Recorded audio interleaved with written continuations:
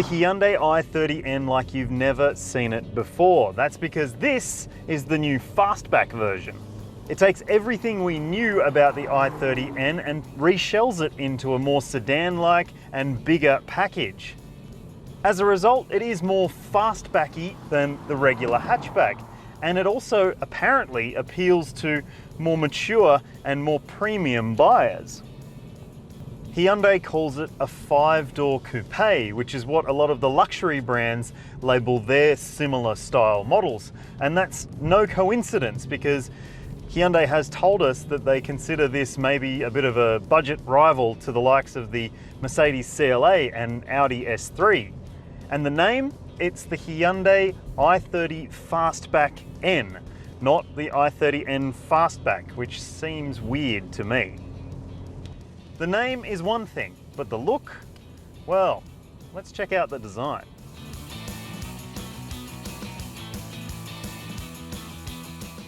I'm really keen to hear what you think of the styling of this car. I'm not completely convinced. I think that the swooped roofline is actually a little bit hunched at the back. Maybe doesn't look as good as it could. But tell us what you think in the comments section below. And of course, the most important thing about this car is the boot. Let's take a look.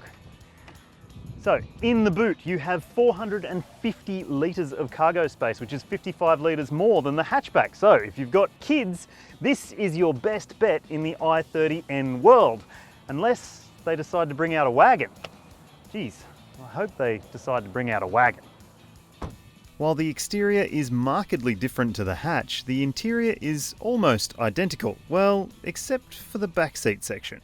I can't say I've ever sat in a 5-door coupe and found the headroom to be brilliant, and the same is the case for the i30 Fastback. It is a bit tight back here. I'm 6 foot tall, sitting behind my own position. Headroom could be better, both at the back of my head and also along the side here when you're getting in and out.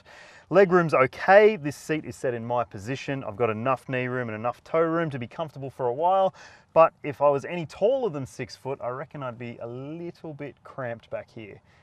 There are the requisite child seat anchor points, ISOFIX and top tether, and there's storage as well in the form of a fold-down armrest with cup holders, and you also get mesh nets to store stuff and door pockets. It's not too bad back here, but maybe could be a little bit more spacious. I don't want to get too bogged down on the interior stuff, but here are the important things you need to know. It doesn't feel as special as maybe some people might want it to, and that's even despite Hyundai's efforts to make it a bit more mature and a bit more luxurious in the Fastback model. There's red stitching instead of blue, which apparently makes it more mature, but I don't know, could be more special in here. But it's practical and thoughtful. There is good storage throughout the cabin. There's an easy and quick media system that doesn't take much time to get used to, and it has the connectivity you need. Apple CarPlay and Android Auto, plus sat-nav, and you get the N screen, which allows you to play with all the fun stuff. Let's get to it. Let's talk about what hasn't changed. There's still a 2-litre 4-cylinder turbo engine with 206 kilowatts and 378 newton meters on overboost. It still all goes through the front wheels, and it's still only a 6-speed manual. There will be a dual clutch coming at the end of 2019, and we can't wait, because that will probably be a better fit for the character of this particular i30N model. But still with a manual, still lots of fun. And it's still super fast. 0 to 100 is 6.1 seconds, and it feels every bit that quick. The steering is still really, really fast, and although Hyundai has made a bit of a deal that the suspension is a little bit softer at the front end of the i30 Fastback N, I can't really tell that much of a difference. There are still multiple drive modes for you to choose from, including N mode, which turns everything up to 11. And you can customize N mode as well. So you can have the softest suspension, but the noisiest exhaust like we have right now. Although the softest suspension could still be softer, I found on the country road loop that they took us on today that it was still pretty firm, especially rebounding after a bump, and it wasn't very comfortable for a 4-hour stint. Also, there was way too much road noise for my liking, although you can't really tell that right now because I'm on a very, very smooth and beautiful piece of road.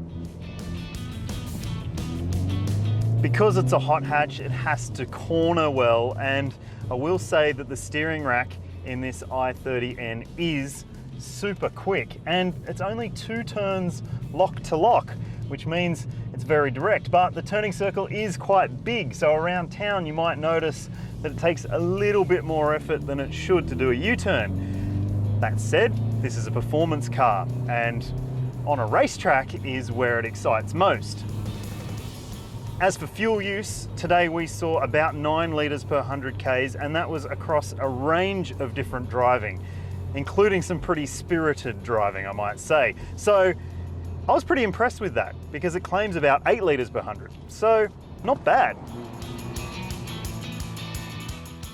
I mentioned before about road noise on coarse chip roads, and we're on one right now. It's a highway.